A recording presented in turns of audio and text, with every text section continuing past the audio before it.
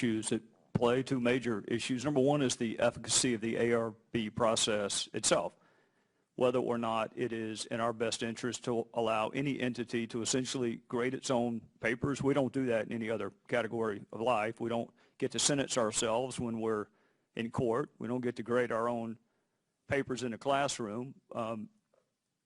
The other aspect of the efficacy of the ARB is who they interviewed and who they didn't interview, whether or not they have to accept recommendations or don't have to accept recommendations.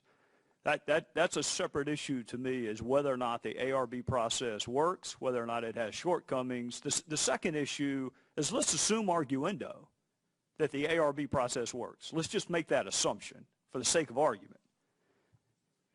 Is anyone following the recommendations of the ARB? So, Mr. Secretary, I want to read something to you.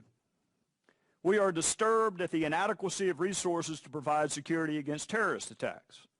We are disturbed at the relative low priority accorded security concerns, and we praise the ambassador for seeking security enhancements long before the attack. Do you know what that comes from, Mr. Secretary? What I just read? I believe it's part of the Accountability Review Board report. From 1999. That was Bushnell and Nairobi, correct? That was the ARB from 1999, and you can lay it almost perfectly over what happened in Benghazi. And one other point, the 1999 ARB made it really clear. They went out of their way to make it clear. They were disappointed that the recommendations that came after the bombings in Beirut were not being implemented, something called the Inman Commission. So the 99 ARB criticizes existing State Department employees for not following the Inman Commission from 14 years prior. That is a quarter century's worth of recommendations. And yet here we sit. So what I want to do, because I honestly commend Mr. Schiff. It was a wonderful idea, and I thank each of you for coming. But giving the inescapable interconnectivity between recommendations made after Beirut and after Eastern Africa and now after Benghazi, we're going to look at some of those past ARB recommendations. And I'll give you one, Mr. Secretary. For diplomatic buildings abroad not meeting Inman, of course, Inman being, again, Beirut bombing, not meeting Inman standards, essential physical security upgrades should be made immediately. That was the recommendation of the 1999 ARB. Mr. Secretary, I'm going to read you another one. This goes to Mr. Cummings' point, which I thought was a wonderful point. Diplomatic petitions should be made to all governments with whom we have relations to remind them of their obligation to provide security for our embassy. Who in Libya were we to call? Who? Mr. Cummings' point is a wonderful point. It was so good the 1999 ARB made the recommendation. Make sure the host country is aware of its obligations. Who did we call in Libya? Question, sir? Yeah, when I pause, that's generally an indication I'm waiting on you to answer, but I'll make it more clear in the future. I think this is the heart of the question. There are times when, for the national interests of the United States, we are going to have diplomats, humanitarian programs, rule of law programs, and other things in places where the host country does not have a government. Mr. Secretary, and in those cases, we must take the lessons from this ARB. Was there a government in Libya for us to contact? No, not at that time. All right. So that recommendation of the 1999 ARB, we were not able to do. Let's move to one that perhaps we were able to do. This was also a recommendation from the 1999 ARB. And again, the ARB is presented to us as a panacea. I mean, that's the evolution of what happens, is there's an attack, there's a blue ribbon panel, we're going to study it, we're going to make recommendations, and this is never going to happen again. So back to the 1999, the Secretary of State should personally review the security situation of diplomatic facilities, closing those which are highly vulnerable and threatened. Why do you think the 1999 ARB went out of its way to use the word personally?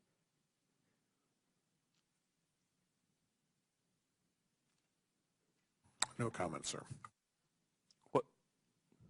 Is the answer privileged? I mean, that's a recommendation from the 1999 ARB. The Secretary of State should personally review. And I'm asking you with all due respect, we're not going to get to the word review. We got to get past the word that modifies review, personally. Why did they think it was important that the Secretary of State himself or herself personally review? I think ultimately the Secretary, who bears the responsibility for the security, has to be brought the information that is necessary for him to make decisions. Right. That is my job. Okay. I have gone to the Secretary of State on different occasions, and we have talked specifically about the security of different places. Tripoli was one of them in particular since I have been back. But we have also looked at Sana'a. We've talked about Kabul. We talked about the other locations as well. Where I have concerns about the safety and security of our personnel, and if I believe that we are not doing the things that we need to do, then it is my responsibility to bring it to the Secretary. And I appreciate that, Mr. Secretary. Was it done on September the 10th of 2012? Was it done prior to Benghazi? Because this recommendation has existed for more than 10 years. I was not here at that time. I'm sorry. I cannot tell you. Well, your answer mirrors what the 1999 ARB further said, which is, first and foremost, the Secretary of State should take a personal and active role in carrying out the responsibility of ensuring the security of U.S. diplomatic personnel. Is that being done now, and was it being done prior to your tenure? In the time that I was here previously, and I have served under multiple Secretaries of State, I have heard every secretary talk about the importance of security. Okay. I have heard every secretary state to the personnel of the department that security is their function. Their personal security has to be their function. That goes from Madeleine Albright, that goes through Secretary Clinton, Secretary Rice, and with Secretary Kerry, who has also made those statements and has made statements that the safety and security of our personnel is absolutely one of our highest priorities. And I appreciate that, Mr. Secretary, but again, I think words have consequences and they have meaning, and most people use words intentionally. And the 1999 ARB intentionally used the words personally and active. That, to me, does not mean talking about something. A personal review is not simply talking about it. Is the personal review ongoing? Is that ARB recommendation still accepted, I guess is my question. Does the State Department still accept these recommendations from the 1999 ARB, and is it being done? Yes. I think the best and clearest example that I can give you today is a new process that we put into place, the VPVP process, the Vital Presence Validation process, where we, again, look at what are our vital national interests and why should we be in these high-threat, heist locations.